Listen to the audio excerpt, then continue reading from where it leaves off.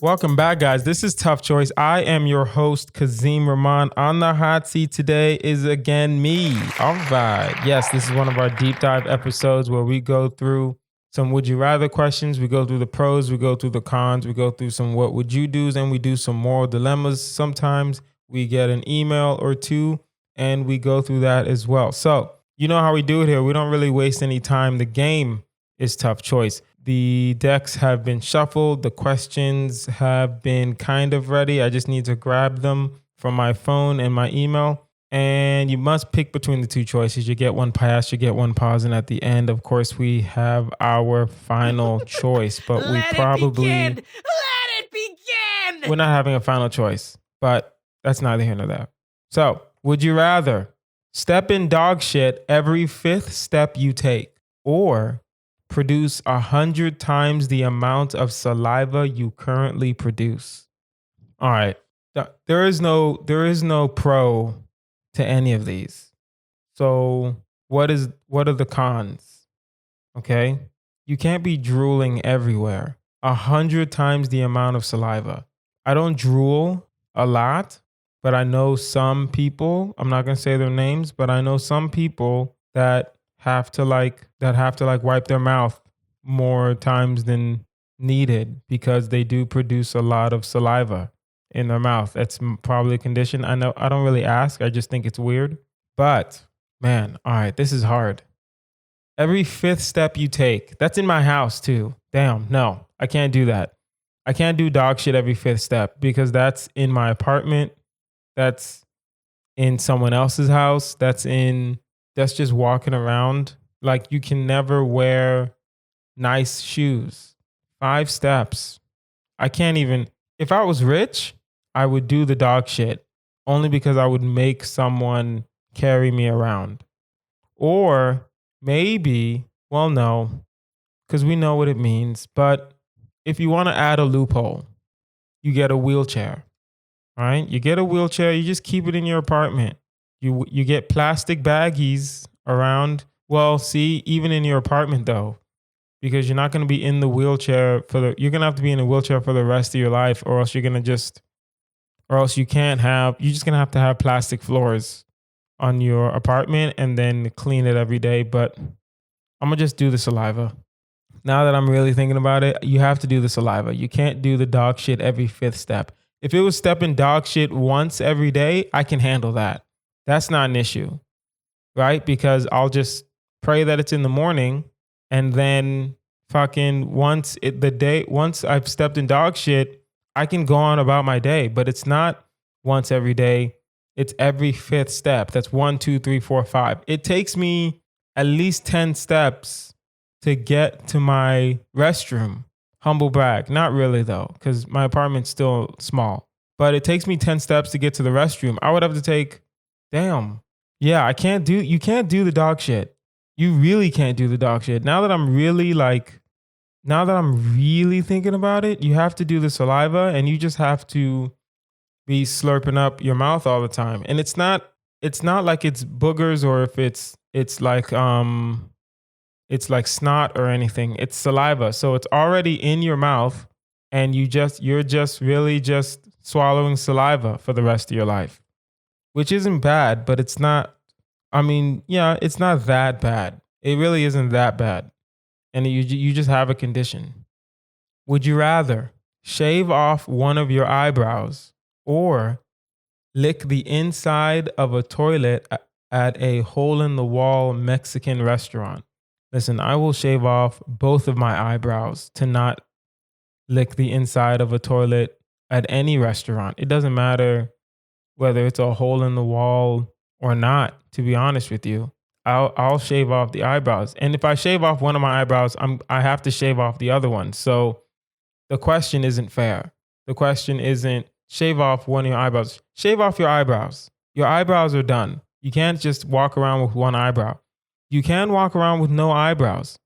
Because I was just privy to the fact that Whoopi Goldberg doesn't have any eyebrows. Now, pause this podcast and go look up Whoopi Goldberg eyebrows, and you'll know Whoopi Goldberg doesn't have any eyebrows. And guess what? No one talks about this. and no one cares. Also, your eyebrows will grow back. It's not like you lose an eyebrow. You can, and I wouldn't draw it in either. Well, if you're a girl, maybe. If you're a guy, honestly, real talk, I would just wear a hat and then just not have eyebrows, right? It ain't that bad, right? Just here's what you can do. Shave your head bald and then shave off your eyebrows and then just, say you have cancer. If you really want to, you shouldn't do that, but if you want to do that, no one's going to be like, "Oh my god, you're lying." Who's lying? Your eyebrows are gone. You're bald and your eyebrows are gone. What are you talking about? How am I lying about this? But I'm not even considering licking the inside of any toilet, period. Doesn't matter where it is. I know maybe hole in the wall Mexican. The question itself is a little bad because it's assuming that Mexicans are dirty and hole in the wall places are dirty. I go to hole in the wall restaurants all the time. Their restrooms are pretty good. They're no worse or better than regular restaurants. But no, I'm gonna shave off my eyebrows. You're held hostage. Who would you rather have as your hostage negotiator? Snoop Dogg or DMX? This is harder than you think. All right. What are the pros of Snoop Dogg? Snoop Dogg's very calm. Snoop Dogg has a little more name recognition than DMX, right? His voice is a little softer. I would rather talk to Snoop Dogg than DMX. DMX seems a little more irritable, right? Snoop Dogg will probably free me. The downside is that Snoop does have more of a more nonchalant kind of attitude, right? I don't think he's going to care at first. If they call him and is like, "Hey, Kazeem Rahman from Tough Choice with Kazeem Rahman is held hostage and he needs you to save him." Do you really think Snoop Dogg is going to be like, "Oh yeah, I got it"? No, he's going to hang up the phone and go back to sleep, right? He's high by that time. And I'm assuming they're calling him at any time of the day. And I'm assuming Snoop Dogg smokes a lot. I live in Los Angeles. I know for a fact he smokes a lot. That's the downside. DMX, on the other hand, doesn't have as much name recognition as Snoop Dogg, but he does have name recognition. DMX's voice is a little more harsh. So if he's trying to be stern, it seems like he's more angry than he really is. And that's just his voice.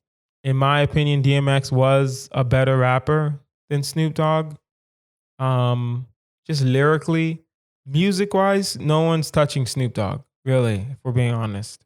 Snoop Dogg's career is just better. Lyrically, DMX was a little better than Snoop Dogg.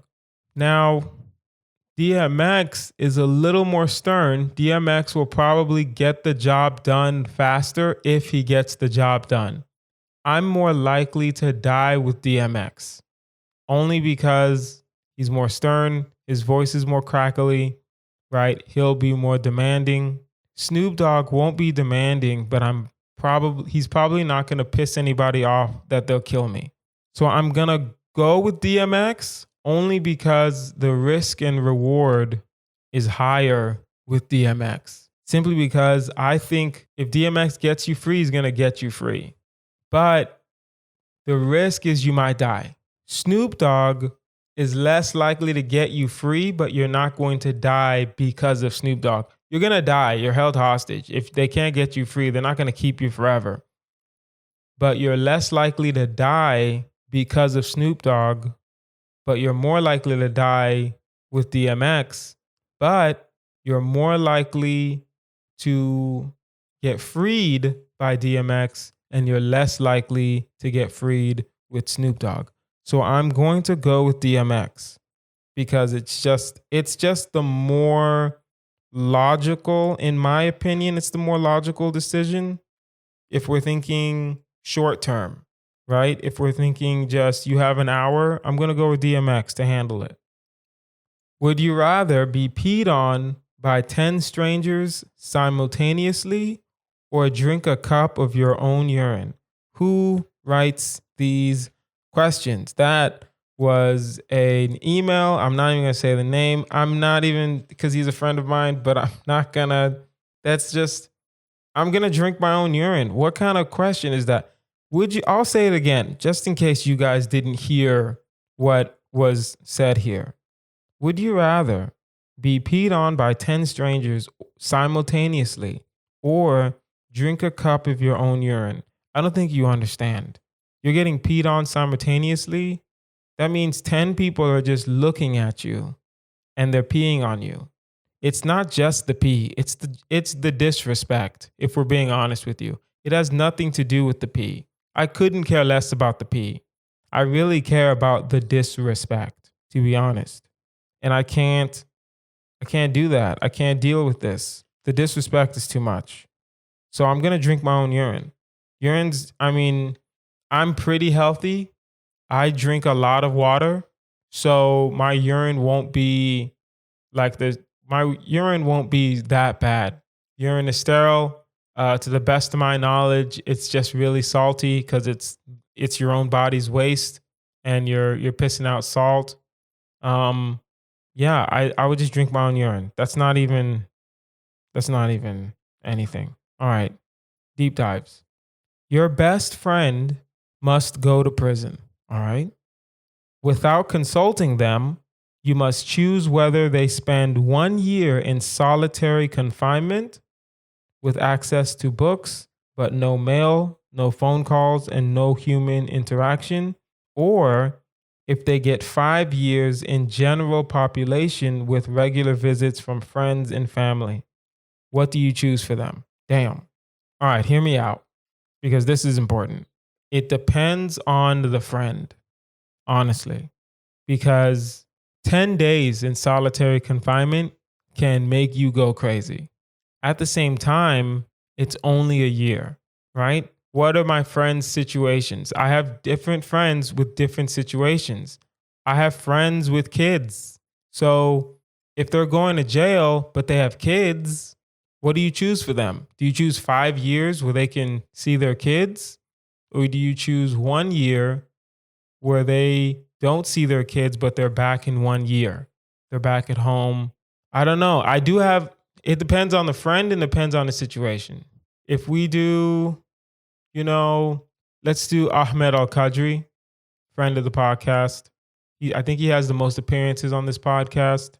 If we do him, for him, I would choose 1 year solitary because he could handle it, right? He would read a book, right? He doesn't have any kids, but he does have family, right? It's you do 1 year solitary. I have other friends that I won't say their names, but they couldn't handle 2 days in solitary confinement. So you got to let them do the 5 years in prison and come out just regular, right? Also have friends with kids, like my friend Colin, friend of the podcast, future guest of the podcast. He has kids, right? For him, I would do the year only because I know he could handle it, and I know it's just a year away from his kids and not 5 years away from his kids, right? So if I have friends with kids, I'll do the year in solitary. And also, do they know that I'm picking? Damn. If they know that I'm picking, no, it says without consulting them, so they'll find out later. I hope they don't find out later. I will do. This is hard. It depends on the friend. It really just depends. I can't really think about, man, okay. Solitary confinement sucks, but it's only a year. You're going to go crazy. You have books, you have meals. 5 years in jail sucks, but I'll do the year. I'll do the year in most situations. Now that I'm thinking about it, even though I've just read too many articles on the dangers of solitary confinement with no human interaction. Damn, man. Yeah, I'll do the year though because I don't want my friends locked up for 5 years. And I'll probably change my mind after this podcast airs, but I can't have my friends locked up for 5 whole years. I can't do that. I'll have to do the year. Especially if they have kids. I have to do the year. Would you rather have your skin covered in thorns or eat every meal alone? My skin covered in thorns. Eating every meal alone just means you're eating every meal alone. It doesn't mean you are alone. So I'll do the eat every meal alone, right? Because it doesn't mean I can't hang out with people. It doesn't mean I can't have snacks with people. It doesn't mean I can't go to coffee. It's just if it's breakfast, lunch, or dinner, I'm eating that alone, which kind of sucks now that I'm thinking about it. But I can't have my skin covered in thorns because it seems like it's an every time kind of thing. If my skin is covered in thorns, you're gonna eat every meal alone regardless. So you don't even have to worry about that, right? So you might as well just eat every meal alone now and then not have your skin covered in thorns and then figure it out, right? Meet people for coffee. Meet people for nope, that's it. Meet people for coffee. Meet people at the park. You know what I mean? Meet people at comedy shows, right? It's not gonna, you can figure it out. You can figure it out. Also, how have your skin covered in thorns? We know what it means. It's noticeable. I'm thinking it's noticeable. It's thorns. Damn, no, I thought, and here's the thing. I thought it was horns. I'm reading thorns and thinking horns. So if anyone touches you, it's gonna stick them because it's thorns. Thorns are sharp, right? Yeah, you can't do the thorns. You have to eat every meal alone. You have to, because nah, you can't do the thorns. You can't. I'll do the eat every meal alone and I'll figure it out. Let's do some what would you do's. Hold on one second. Got a DM from this. All right. There's a dance competition coming up in a month, and the prize is $1 billion. The only problem is you lost your legs in a fight with a two-headed ogre. What do you do? All right, here's the thing. And most people don't know this about me, but I am a very good dancer. I'm dope. Like I can hold my own on a dance floor without hesitation. The only problem is that I need my legs to dance. So if I lose my legs, I lose my power of dancing. At the same time, $1 billion are on the line. So yes, of course, I'm going to enter that dance competition. Also, I get the sympathy vote because I have no legs. So I'm going to figure it out, right? Here's what you do. You enter the dance competition. You have a bedazzled wheelchair. Then you play either some 70s disco or some really like raunchy hip hop or something like that. You know what I mean? Raunchy hip hop sounds stupid coming out of my mouth, but we're gonna go with it. You play 70s disco, you play some raunchy hip hop like Uchi Wally Wally or something like that. No, we're not playing Uchi Wally Wally at a dance competition. We can play some old school Kanye, or we can play, well, we can't. We can play some Dougie Fresh. We can play Dougie Fresh to dance to, and you just use your shoulders, and it's gonna be a lot of shoulder shaking. It's gonna be a lot of hands lifting me up from the body and like me twirling and stuff like that, me using the wheelchair, right? I'm probably gonna put on some lights. It's gonna be a lot of pyrotechnics for my dance competition. $1 billion is on the line. Of course, you gotta go all out. And I'm probably not gonna win, but I'll place. You know what I mean? Like if $1 billion is the prize, then I think 100,000 will probably be third place, you know, or 100,000 will be second place, and then 50,000 will be third place. Either way, I'm gonna place, and it's worth it, right? I spend 5,000 on the dance competition. If I get 50,000 back, that's a profit. Still a profit. Always think about profits. There's a superhero costume contest for 60-year-olds, but you're sure you can win. The problem is you're only 12. What do you do? All right. I'm 12 years old. I'm walking around and I'm seeing the superhero costume contest. It's at like someone pinned it on a tree for 60-year-olds. I'm 12. I know I'm a beast with the costumes. Here's what you do. You go to an old folks home and you find the oldest, well, it's only 60. You have to find the oldest looking 60-year-old, right? If it's for 60-year-olds, they'll take someone who's 65. They will. Come on. You can bend the rules a little bit. You'll take someone that's 65. You'll go. You'll enjoy yourself. Here's what you do. Get the 65-year-old and then you explain to her, listen, there's a contest. Let's say the contest is for $1,000. You're going to give her like 50. Don't offer a lot of money because she's going to have a good time.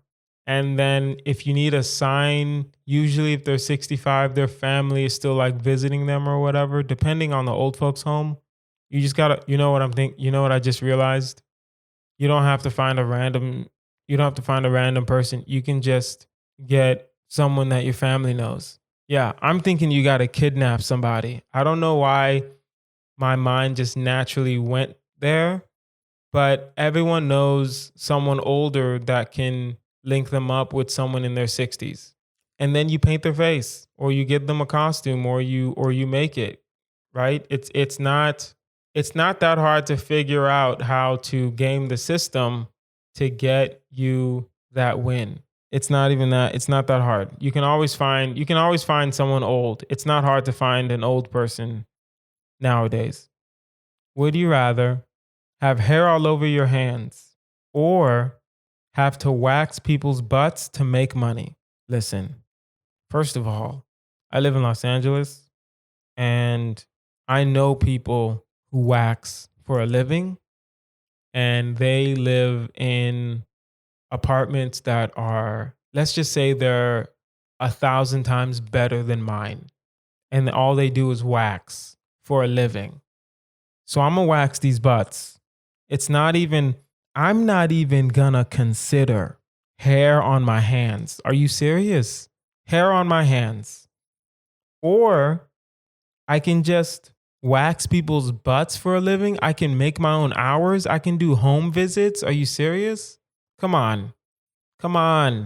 It's not even, maybe I'm simplifying butt waxing a little much, but I don't think butt waxing is that hard. Maybe it's me. Maybe I am simplifying butt waxing, but I genuinely do not think butt waxing is like a complicated thing. I'm thinking it's a simple, you put on the wax, you put the paper on it, and then you tear it off. That's what I'm thinking. But if I want to make money, if we're being honest, if I want to make money, it needs to be an experience. So it will be a little more complicated with me. First, we have to know your chakras. Are your chakras in order? I have to bring some candles. There's going to be some mood lighting. If we're talking about my office, right? DMX will be playing in the background. Of course, DMX will be playing in the background. I need you at different levels. Mood lighting, candles, nice scents, DMX in the background. Lightly playing, not super hard and heavy, but lightly playing so you can get used to that dichotomy so your body can naturally relax. And then I put the wax on and I rip it off. None of this is hard. And I go home with more money than I've ever made in my life off of booty wax. Come on, man. Y'all don't even know. Y'all don't even understand. What y'all know about that booty waxing?